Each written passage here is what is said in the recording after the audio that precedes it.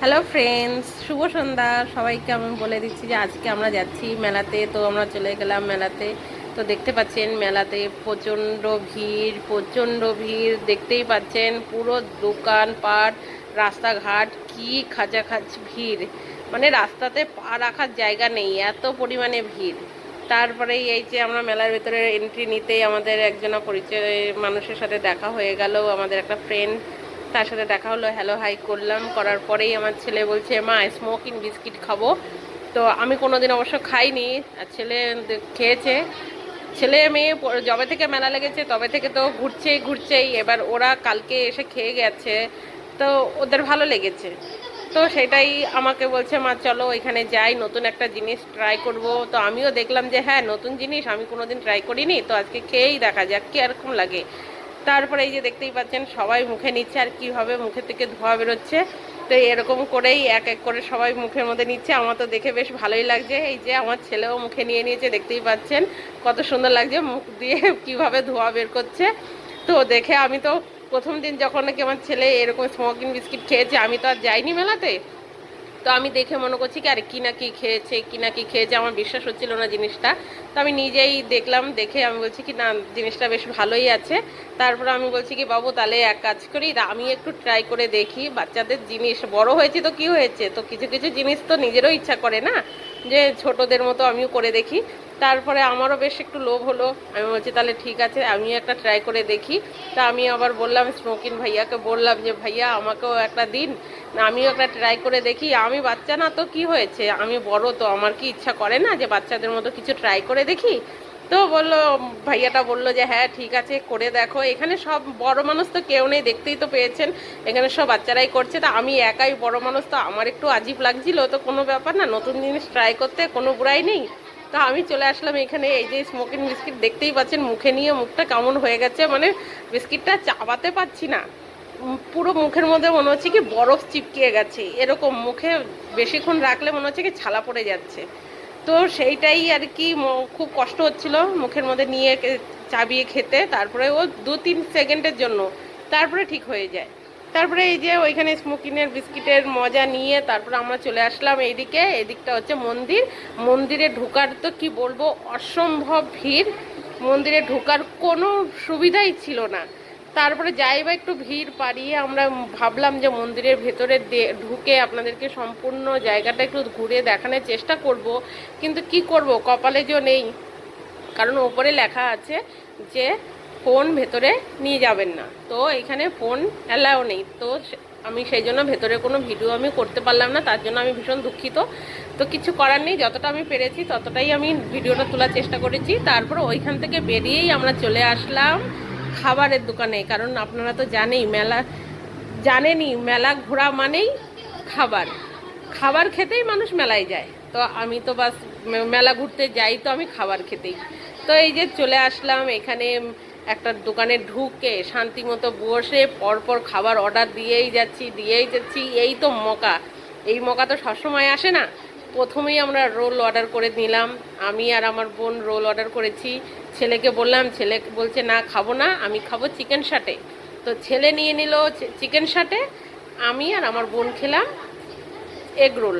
তারপরে egg roll খেতে খেতেই আমাদের নজর পড়ে গেল মোমোসের দোকানে। তো মোমো দেখেই লোভ সামলাতে পারলাম না, আমার বোনকে বললাম যে বোন মোমো খাবি, তো বলছে হ্যাঁ দিদি খাবো। তো আবার আমরা অর্ডার করে নিলাম 1 প্লেট মোমো আমরা 2 বোন মিলে শেয়ার করে খেয়েছি। কারণ অলরেডি আমরা চিকেন এগ রোল খেয়েছি, সেই জন্য আমাদের পেট ভর্তি আছে। তার জন্য আমরা 1 প্লেট অর্ডার করেই আমরা 2 বোনে শেয়ার করে খেয়েছি। আমার ছেলে বলছে চিকেন সাটে খাওয়ার পরে তোমরা দুটো জিনিস খেয়েছো, আমাকেও দুটো খাওয়াও। তো সেইখানে আবার কি করলাম, ছেলেকে একটা চিকেন পকোড়া অর্ডার করলাম। করে তারপরে ছেলেকে আমি বললাম বাবা আমাকে একটু দে, ট্রাই করে দেখি জিনিসটা কীরকম খেতে। তো দিলেও বেশ ভালোই লেগেছে খেতে, মেলাতে আবার কেমন হতে পারে। তারপরে বাস ওইখান থেকে খেয়ে দেই আমরা বেরিয়ে গেলাম। এখানে দেখতে পাচ্ছি সব ব্রেক ডান্স। এইখানে আমার তো ওঠার ভীষণ ইচ্ছা করে, কিন্তু ভয়ও লাগে। ভেতরের থেকে ভয় লাগে, বাইরে থেকে ইচ্ছা করে ওঠার জন্য, কিন্তু আজ পর্যন্ত আমি ট্রাই করে দেখিনি যে এটার মধ্যে উঠলে কি মজা। আপনারা যদি কেউ ব্রেক ডান্সে উঠে যদি দেখেন যে মজা লেগেছে, তাহলে আমাকে প্লিজ অবশ্যই কমেন্ট করে জানাবেন যে কীরকম লেগেছে, ভয় লাগে নাকি মজা লাগে, সেটা আমাকে অবশ্যই কমেন্ট করবেন।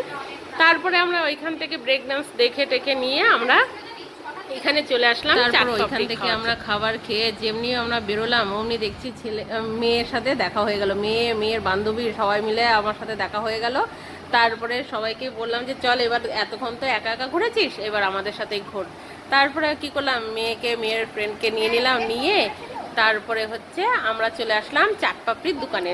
কারণ মেয়ে কি খেয়েছে না খেয়েছে তো আর জানি না, কিন্তু আমরা তো অলরেডি অনেক কিছু খেয়ে ফেলেছি, সেটা এবার মেয়ে খেয়েছে না খেয়েছে তাও জানি না। মেয়েকে জিজ্ঞেস করলাম কি খাবি বাবা বল, তো মেয়ে বললো কি মা পাপড়ি চাট খাবো। আমি বলছি তাহলে ঠিক আছে চল আমরা তাহলে পাপড়ি চাটের দোকানেই যাই। তো পাপড়ি চাটের দোকানে এসে আমরা 3 প্লেট অর্ডার দিয়ে দিলাম। মেয়ে বলছে মা 3 প্লেট অর্ডার দাও, আমার তো খেতে একদম ইচ্ছা করছে না। কারণ মেয়ে বলছে আমি খাবো, মেয়ের ফ্রেন্ড খাবে, আর আমার বোন 1 প্লেট খাবে। তো এই করে 3 প্লেট আমরা অর্ডার করেছি। তো আমি একটু ওদের থেকে একটু ফাঁকে ফাঁকে নিয়ে একটু খেয়েছি। তারপরে হচ্ছে এইখানে পাপড়ি চাট খাওয়া শেষ হয়ে আমরা চলে আসলাম নাগরদোলনার এখানে। তো মেয়ে বলছে মা নাগরদোলনায় উঠবো। ছেলেকে জিজ্ঞেস করলাম, ছেলে বলছে না নাগরদোলনায় উঠবো না, কারণ আমি অনেক কিছু খেয়ে নিয়েছি, এখন আমি যদি নাগরদোলনায় উঠি তাহলে পেটের মধ্যে মশলা দিয়ে অনেক কিছু হয়ে যেতে পারে মা, আমি তো উঠবো না। বোনকে জিজ্ঞেস করলাম, বোনও বলছে না দিদি ভাই আমি উঠবো না। তাহলে আর ওরা যেহেতু উঠবে না তাহলে আমিও উঠতে পারি না, কারণ বাচ্চারাই যেহেতু উঠবে না তো বড়রা কি করে উঠতে পারে আপনারাই বলুন তো। তারপরে কি করব, আমি নাগরদোলনায় এর আগেও উঠেছি, আমার তো বেশ মজা লাগে, আমি এর আগে অনেকবার উঠেছি। তো আমার নাগরদোলনা আসলেই কোথাও যদি নাগরদোলনা দেখি তো আমার বেশ মনে হয় যে আমিও একটু চড়ি, সেই ছোটোবেলার আনন্দগুলো ফিরে আসে। কিন্তু কী করব, আমার ছেলে আমার বোন যেহেতু উঠছে না তো আমারও কোনো উপায় ছিল না। তো আমার মেয়ে আর মেয়ের বান্ধবী মিলেই উঠেছে, তো সেটাই আমি দাঁড়িয়ে দাঁড়িয়ে দেখছি, আর কি করব। তারপরে এই যে দেখতে দেখতেই সবার নাগরদোলনাতে ওঠা হয়ে গেছে, কিছু লোক উঠেছিল সেইগুলোকে নামানো হচ্ছে, আর কিছু লোকেদেরকে উঠাচ্ছে, এই করে করে সবার নাগরদোলনায় উঠে গেছে। এই যে আমার মেয়ে দেখতেই পাচ্ছেন নাগরদোলনায় উঠে কিভাবে সেলফি নিয়ে যাচ্ছে, কিভাবে ভিডিও করছে। বাবা আমার তো বেশ ভয় লাগে, আমার নাগরদোলনায় উঠলে মনে হয় কি কোনো দিকে তাকাবো না, চুপ করে বসে থাকি, কিন্তু কি করো তাও মজা লাগে। তারপর কি করব, ওইখান থেকে আমরা নাগরদোলনা দেখতে দেখতেই বাস আমরা আবার সেই বেরিয়ে গেছি। বেরিয়ে যাওয়ার পরে আমার বোন বলছে দিদি ভাই এইখানে মেলা ঘুরতে ঘুরতে দাঁড়িয়ে দাঁড়িয়ে না খিদে লেগে গেছে, এবার আমরা ফুচকার দোকানে ঢুকবো। তো মেলা ঘুরতে এসেছি আর ফুচকা খাবো না সেটা কি হয়, তাহলে আমি ফুচকা খাবো। আমি বলছি দেখ তুই খেলে খা, আমরা কিন্তু কেউ খাবো না, কারণ আমাদের পেট অলরেডি ফুল হয়ে আছে, আমার ফুচকা তো মোটেও ভালো লাগে না। তো আমার বোন ফুচকা খেতে লেগেছে। আপনাদের যদি আমার ভিডিওটা ভালো লাগে প্লিজ একটা লাইক করবেন, শেয়ার করবেন, সাবস্ক্রাইবটা করে দেবেন। টাটা।